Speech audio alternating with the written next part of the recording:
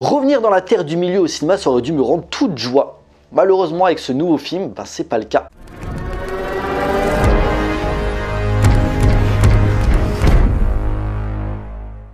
Bonjour à tous, il va être question du Seigneur des Anneaux, la guerre des Rohirrim, réalisé par Kenji Kamiyama. You should be.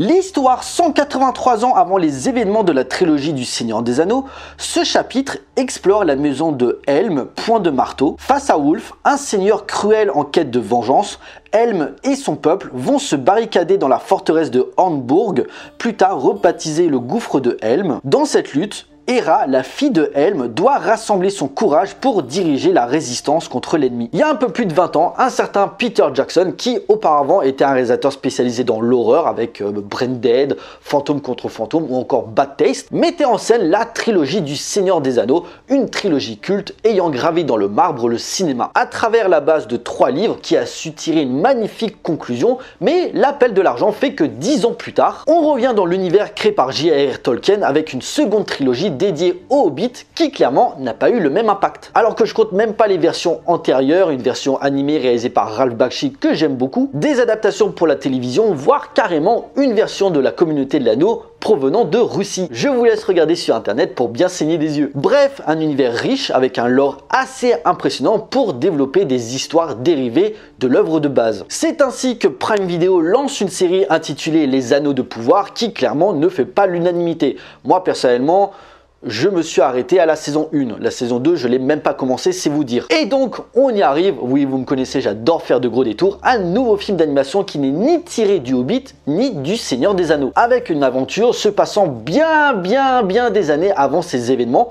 Pourquoi pas, je suis toujours pour de nouvelles histoires. Surtout que l'idée que l'heroic fantasy soit traité sous forme de l'animation, ça amène un potentiel énorme. Quand c'est bien fait. Parce que ça la fout mal, surtout quand on sait qu'on vient de se taper une grosse année niveau animation en 2024. Le robot sauvage, Flow, Transformers le commencement, Tunnel to Summer, la série Arcane sur Netflix, voire même Vaiana 2 qui m'a déçu, mais visuellement c'est d'un autre niveau. Mais bon, on y viendra après, réalisé par Kenji Kamiyama qui a bossé sur beaucoup de classiques de l'animation japonaise, de Akira à Ghost in the Shell en passant par Jinro, bref le mec a un sacré CV. On sait que le projet est purement mercantile pour ne pas perdre les droits et qu'on se le dise, les fans du Seigneur des Anneaux ne seront pas dépaysés. Tellement le film cite énormément la fameuse trilogie de Peter Jackson, n'y arrivant jamais à s'y extirper, lui autant toute identité. Pourtant, un chapitre de la mythologie de Tolkien inédit à l'écran et passé à la moulinette de la Japanimation aurait pu apporter de la nouveauté dans cet univers. Sauf que le film passe son temps à recopier ce qui a déjà été fait auparavant.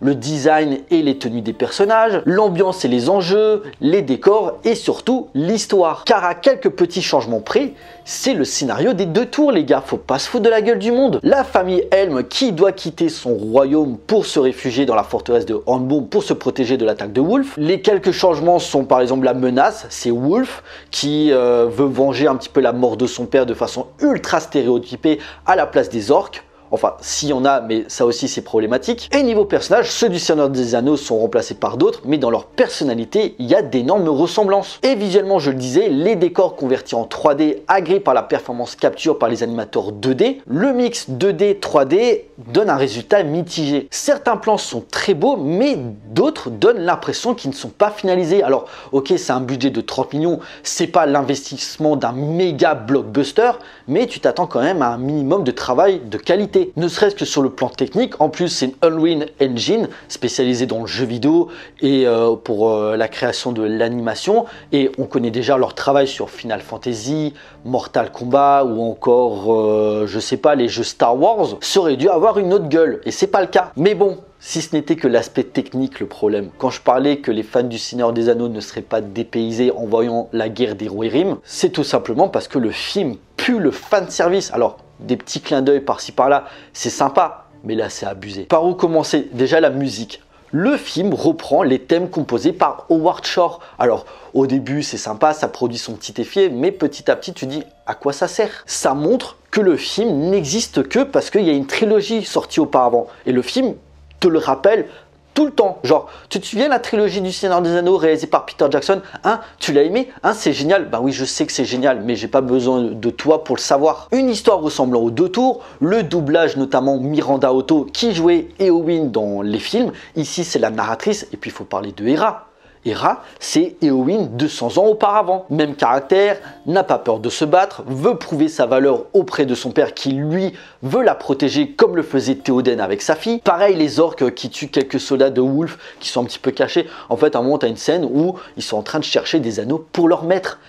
Ça n'a pas sa place ici, ça ne sert à rien et ça n'a aucune incidence dans l'histoire. Je parlerai même pas du final qui pue la citation à planer, genre « Ah, tu connais ce personnage, hein, lui aussi tu le connais ». Ça se passe pratiquement 200 ans avant le Seigneur des Anneaux, c'était inutile de faire ça à part pour faire plaisir aux fans. Son écriture faiblarde empêche le film de trouver son inspiration ailleurs que dans les films de Peter Jackson et c'est bien dommage de jouer sur le copier-coller. Ajoutez à cela le fameux siège de Wolf qui prend énormément de temps, amenant un ennui poli, on va pas se le cacher. Le seul moment un peu badass, c'est quand Helm se sacrifie devant la forteresse pour protéger un petit peu sa fille et les autres personnages, massacrant ses adversaires et mourant debout, fier et droit. Le plan est classe. Voilà, je jette pas tout, hein, le film a des qualités, mais le problème c'est que les défauts sont tellement voyants que ça te gâche le visionnage. La guerre des Rohirrim joue tellement la carte de la sécurité pour pas salir le chef-d'œuvre de Tolkien. Cette volonté de raconter une histoire jamais narrée à l'écran en devient presque anecdotique. Heureusement, Kenji Kamiyama arrive par instant à faire décoller un petit peu sa mise en scène,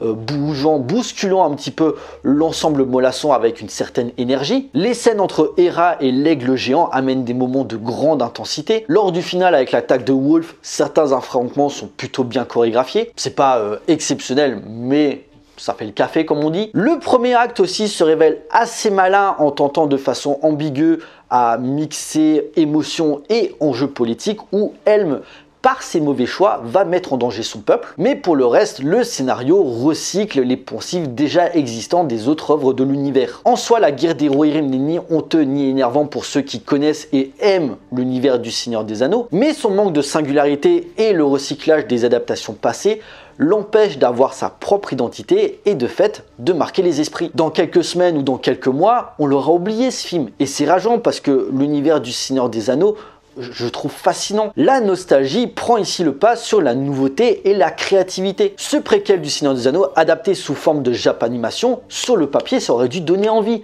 Et le résultat, finalement, s'avère bancal. Et alors que d'autres films sont prévus, dont notamment un centré sur Gollum, c'est mal barré pour réussir à maintenir l'intérêt du public. En conclusion, si le plaisir de retrouver l'univers de Tolkien au cinéma est bien présent, Le Seigneur des Anneaux, la guerre des Rohirrim est une franche déception. Globalement divertissante, mais manquant d'identité et de souffle épique. Une animation inégale donnant comme une impression figée sur les mouvements des personnages, comme si le film n'était pas fini. Intro de fanservice pas forcément nécessaire, citant toujours comme référence la grande trilogie de Peter Jackson. Pouvant s'apprécier comme une extension intéressante de la franchise, mais qui ne transcendra pas les affres du temps. Traînant sa patte dans de l'exploitation nostalgique mal utilisée comme Hollywood le fait trop souvent ces dernières années. À réserver aux fans. Et encore. Voilà, cette vidéo est à présent terminée. J'espère qu'elle vous a plu. On like, on partage comme d'habitude. N'hésitez pas à me laisser des commentaires pour me dire ce que vous avez pensé du film. J'ai hâte d'avoir vos avis. Pensez à me suivre sur les différents réseaux sociaux pour suivre l'actualité de la chaîne. Et surtout, abonnez-vous pour la soutenir. Pour nous, on se retrouve pour une prochaine vidéo. D'ici là, portez-vous bien. Allez voir des films. Ciao.